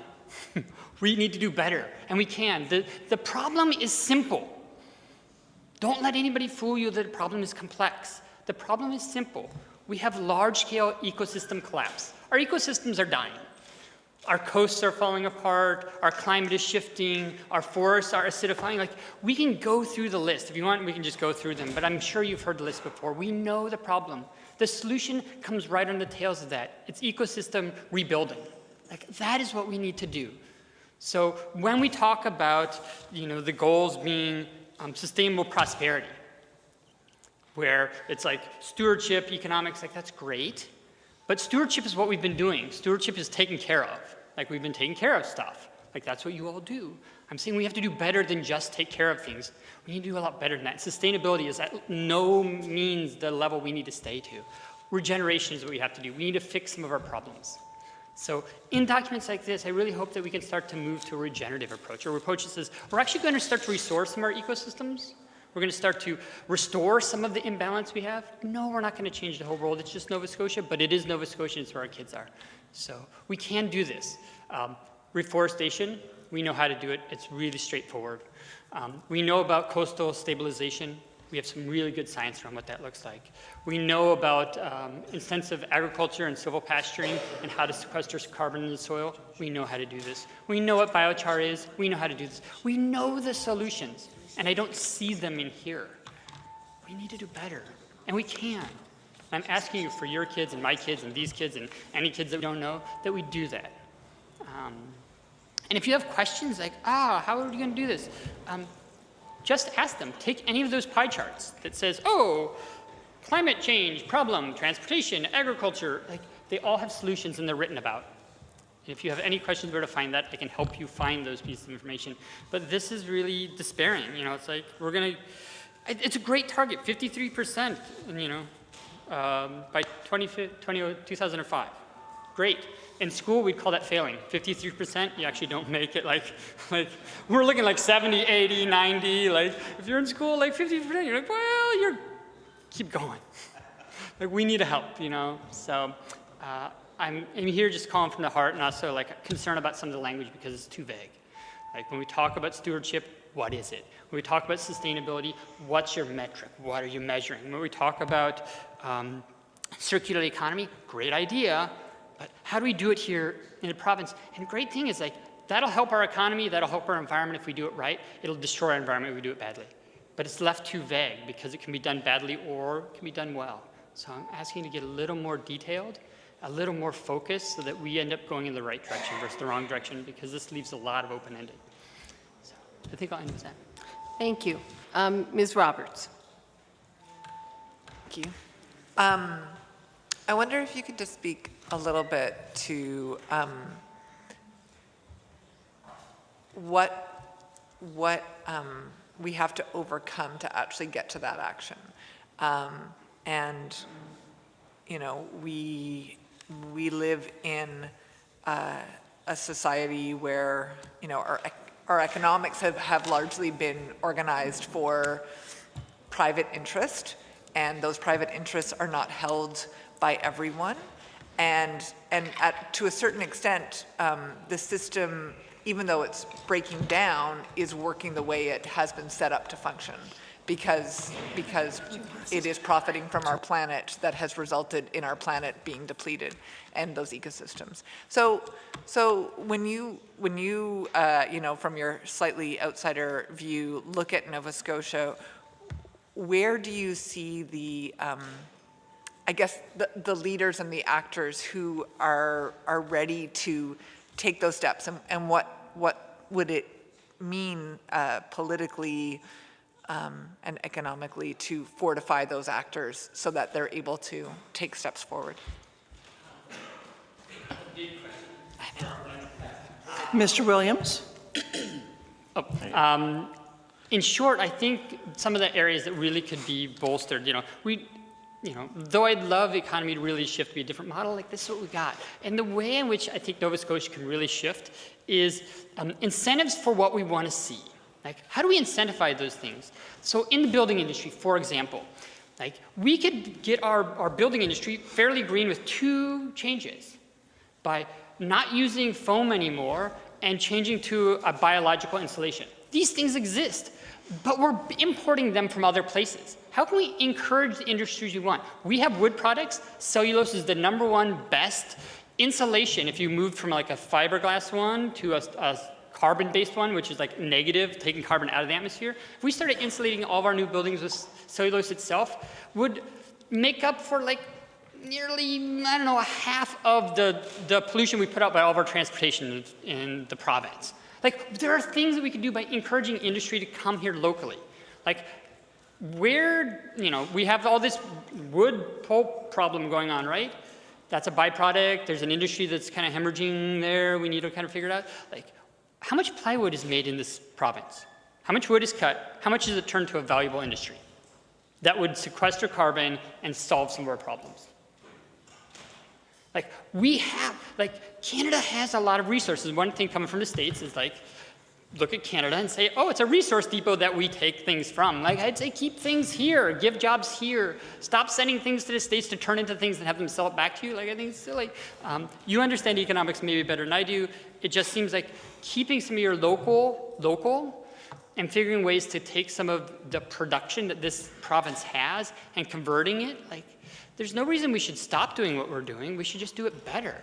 Like, we shouldn't stop building houses. We should build better ones. We shouldn't stop traveling. We should just find better ways to do it. And we can use our local resources to do that. So I think some of it's localizing, figuring out how to localize it, and also figure out how to keep our land base from transitioning. So forests are great for sequestering carbon. Farms are the kind of next best things, but when we subdivide our forests and farms and develop them and turn them into parking lots and houses, they don't do as well. So ways in which we keep our populations in our city centers, but also really support our rural industries. Support the rural staying rural. Development is a real big issue because you lose land that is carbon sequestering land into carbon consuming land. So like, there are simple things to do, and I think some of it's just changing how we look at it and see what real value you have. Like, Nova Scotia has a lot of things going for it. And I say keep more of it local, and you speak to some of it in your document. But figuring more ways to do that. And there's some real targeted ones, some detailed ones you can do. So. Well, thank you, Mr. Williams, for your remarks and answering the questions.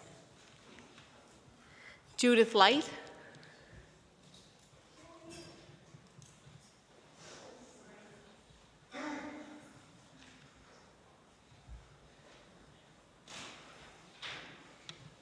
I guess I can say good evening.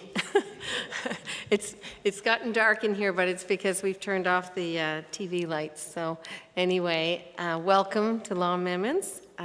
You may speak for 5 minutes and answer questions for another 5 minutes, or you may speak the full 10 minutes. It's up to you. Ms. Light. Thank you. My name's Joanne Light. Oh, I have Judith No, here. Judith. She's Judith a movie Light star, follows isn't she? me I thought so. everywhere. So, Joanne? Yes. Okay. Thank you. Yeah, I've lived as a teacher in -50 and +50 degree weather in Nunavut and Abu Dhabi. This issue here is a very hot potato that leaves me sometimes hot, sometimes cold. So I've just written a few remarks as a writer. At this time of year, I feel sort of close to the ancestors, like the man, the people on the walls here, and the man outside, the statue of Joseph Howe. So a little history. I ask the committee members and citizens here to look to the back wall, or any wall, at a king of the early days of Halifax, George, Edward, Charles, the something, anything but Archie. Kings in those days took severe measures to get what they wanted. The king's lumber, anything 18 inches and over, was legislated as his, for instance, that being Nova Scotia lumber, among other lumbers. In fact, the American Revolution was not just fought over tea taxes, but lumber to the king restrictions. Right here on the shores of Bedford Basin is the original home of an Irish lumber baron, Joseph Scott. If you visit his still standing, well-built home, Scott Manor House, now a museum, and go up into the attic, you'll see that Scott stole, the king would say, some 18-inch planks harvested from the vast forests that the Mi'kmaq have managed sustainably for thousands of years. Those were giant timbers, those were giant kings. But who are the kings today, and who does their bidding? Really, I ask that every day. Who are the kings, and who does their bidding? Many among the human race aspire to be rich, like the kings, to have luxuries. It's built into our culture. So we continue to have that as a value, to extract unsustainably the meager timber and the waning riches of Mother Earth that keep trying to multiply and in more variety, but cannot because of the kingly values of local and foreign corporate wannabe kings. So somebody previous to me said, how do we change this dilemma we're in, this values dilemma?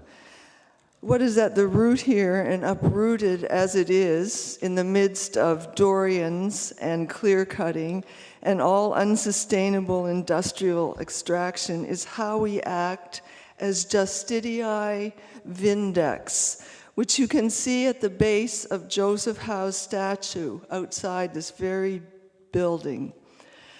Howe, a poet, a politician, a journalist, was an avenger of justice, that being the translation loosely, and the law, and is the basis of what we, the people who have come before you today, to be as your masters, for you are our public servants.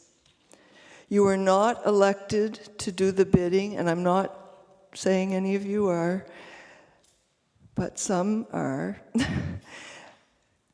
Maybe not here, but let's just leave that open. Those who would amass fortunes like George I and every other king did, Oddly enough, it could be only the next king, Charles, who understands what Indigenous peoples have put into action here for as long as humans dwelt on these lands. Stewardship. Most of the people here probably are stewards in their homes, in their actions.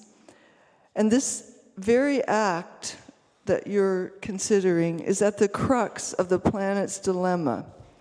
Naomi Klein said recently, we're at the crux of how we want to be as people. Do we want to be the barbarians that have to imprison climate activists, as Australia seems to be leaning recently, voting to clamp down on climate activism as we try to keep out people from our borders? Or it's really our very nature that we have to consider in this crisis. One who set the foundation for, all these good people have come before you today to state that this is the crux. Who are we? What are we going to be? One who set that foundation for the heart of all that has been spilled today was Joseph Howe, who might turn over in his grave if he knew the topic, a woman who cares for a feral kitten, was the front page of the Nova Scotian today, named after the paper Howe ran at the same time King George was shipping all the best lumber from here to build the British Empire's wealth to colonize the world. Or maybe Howe would be proud that Nova Scotians are even looking after wild kittens. Do you, the committee, have a heart for any living thing? Is it a priority? For I think that's what we have to think about in our private lives and in our roles as professionals.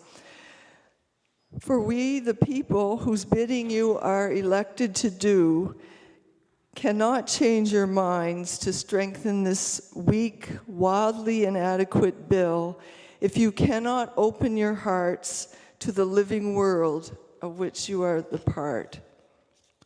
EGSPA, the act you are legislating to replace, was miswritten as EXPA, the Ex-Prosperity Act, repeatedly by the transcriber this afternoon. That's X, as in outside. I don't blame him or her. How can you type that fast anyway?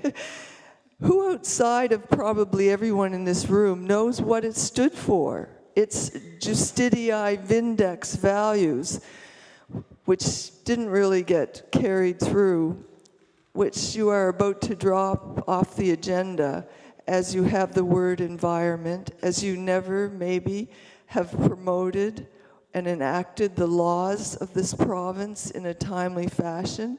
Not your own fault, maybe the system the way it is.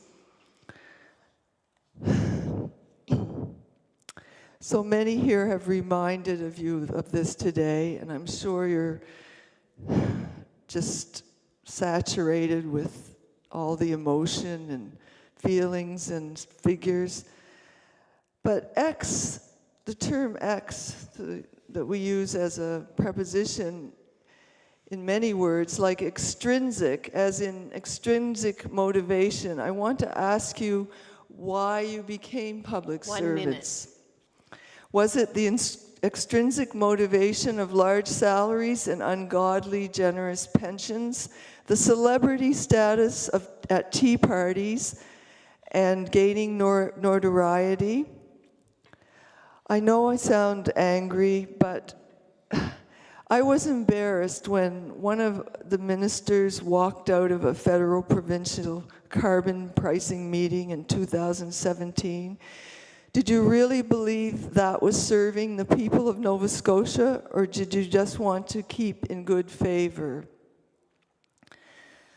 If none of us can open your heart to strengthen this legislation, I, for one, am forced to continue to write, exposing you in somewhat severe ways about who do you serve, profit for the few at the expense of the planet and the people that love it. Do not pass this legislation as it stands. No king may be here to watch or punish you as he did in the days of old, but the ancestors, especially at this time of year, a Hallows evening, are watching, and the 7 generations to come will know how you acted. Thank you. Thank you so much, Ms. Light. John Wimberly.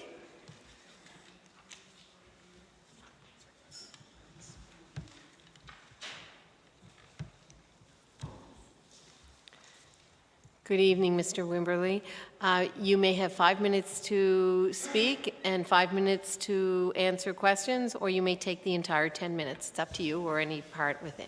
Great, thank you very much. Okay, you may begin. Well, I expect that overall, not to invite people to tune out, but I expect that I'll be repeating a lot of what people have said, but a lot of this probably seems worth repeating. The targets described in the legislation are far too low, plain and simple. As well, the consultations that are part of this legislation, as far as I can tell, don't seem to be laid out as meaningfully as they should be. I'm worried about how the consultation process will roll out as far as being a truly democratic process. If it's anything like this Law Amendments Committee, then it's highly problematic. And that's not to criticize anyone particularly here, but it's that, you know, law amendments happens during the day. People can't make it there, especially the working people, poor people, marginalized people that will be impacted by climate change most severely in our society and around the world. So that seems to undermine the whole notion of these processes if they are not, you know, substantial and wide-reaching. So that seems, you know, absolutely important, necessary to address in this legislation. I mean, overall, what strikes me is that the targets don't seem to be based on the science. The science of climate change shows that we need to do significantly more. This has the prosperity in the name of this act. I'm assuming that that is related to growth. It's another question there. The science at this point shows that the idea of endless economic growth, especially from extractive industries, is at the very least questionable, and at worst it's genuinely suicidal for our province, for our country, for the people and all the creatures of this planet. The economic impacts of climate change are tremendous. I feel like that's not being understood when we look at these targets. You know, right now in Nova Scotia, businesses are being impacted by this, and our lack of action, especially often justified by trying to preserve the economy, just doesn't seem to be taken into account. So for instance, the company I work for, today we were slowed down tremendously. Someone who came to work couldn't work all day because we were waiting for tech support for a particular piece of software, and nobody could get through to anybody at tech support, which of course is in California. Right now, it's a blackout for a huge amount of California, and you know, those same notions would extend to Nova Scotia. We have many call centers. What happens when they go down because of blackouts here? How long are people going to stand for that? What does it mean to have a grid that can actually, power grid that can actually withstand the impacts of climate change, that even if we have the best possible regulations, we're still going to be hit with? What happens if we have a grid that can actually withstand storms? Or are we going to be in the same boat as everybody else? What else? I guess overall, the thought that is constantly coming to my mind and that I see in people of my age around me, and especially people of my age and younger, is the context that this legislation exists within in Nova Scotia. So choosing to enact legislation with goals that I would consider unacceptable, that I think the science would consider unacceptable, has some consequences. Living in a jurisdiction that is not doing its part, that is not meeting standards that say if everyone else met, we might be able to survive the worst of climate change, creates a condition where government cannot be considered something to trust, cannot be considered a right institution. That's incredibly concerning to me. I mean, I don't know how much all of you are contemplating this, but if you're looking at science that says we need to avoid this, we need to not have these levels of warming, we need to hit these targets, and then the government is saying, well, we're just not going to do that. And that this will come at the consequences of your survival, of the survival of many citizens. How can one actually consider the government, just any kind of institution that's worth having? And that's not particularly, a partisan stance, but I just don't see how that stands. That's highly concerning as I look around and see people I know realize that they, can't have children because that's just an unreasonable thing to do, given that government is not acting as if there will be a world for future generations. I mean, that's absurd. That's heartbreaking. Absolutely heartbreaking. I suppose I could go on and on. I'm sure you've been bored with people talking about this already or moved or what have you. But I hope that people will, I hope that you're all hearing from folks and actually contemplating this in a really heartfelt way. I know that the heartbreak of my generation and younger generations is really, really sinking people. I'm amazed by the resilience of young folks because it's a lot to know the science of this and just keep on going every day because there's just no future with this route. So I hope that people will consider amending this legislation to have fierce targets. Thank you. Thank you, Mr. Wimberly. Is that it? You may be excused then. Thank you. May I have a motion for the bill, please? Oh, Ms. Roberts? Given what we have heard today, I think we will be considering a number of amendments based on the submissions that came forward. And we're going to propose those at the Committee of the Whole House. But in the meantime, a clear place to start is with the target, the goals that are in the legislation. And so I would like to move an amendment to be considered by the committee, which is in line with the no more than 1.5 degrees warming. Do you have that in writing? I do, and it's being circulated now. No, this isn't. This is somebody's submission that we're receiving. Oh, I'm sorry. What number is your change sheet? LAC and DP1. Thank you. Sorry, I should have directed.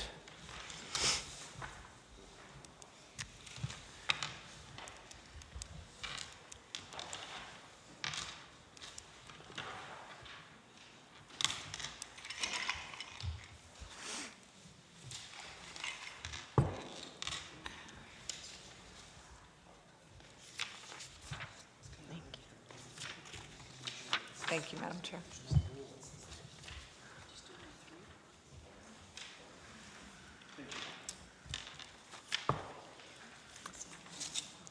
Do you want to read your motion, Ms. Roberts? Thank you. So I would like to move the following change. on page 2, paragraph 7B of Bill 213, the Sustainable Development Goals Act, delete 53% and substitute 58%. Mr. Johns. The PC caucus would support this amendment. It is in line with the targets that were outlined in the Ecology Action Report, and would probably be more fitting. So we'll support this amendment. Okay, ready for the vote? All those in favor? Oppose? Nay. The motion is defeated. Mr. Johns. Yes, Madam Chair. I'm wondering if it's possible to bring forward a amendment. I don't have it in typed, but it's relatively easy. I think members of the committee would be able to follow it quite easily. Okay. And I wouldn't see it as a substantive amendment if possible. It would be to, in section 1, this act may be cited as the Sustainable Development Goals Act. It would be to insert prior to the word sustainable the word environment. Environmental, I suppose it would be environmental. So it would then read, this act may be cited as the Environmental Sustainable Development Goals Act. Any discussion? Ms. Roberts.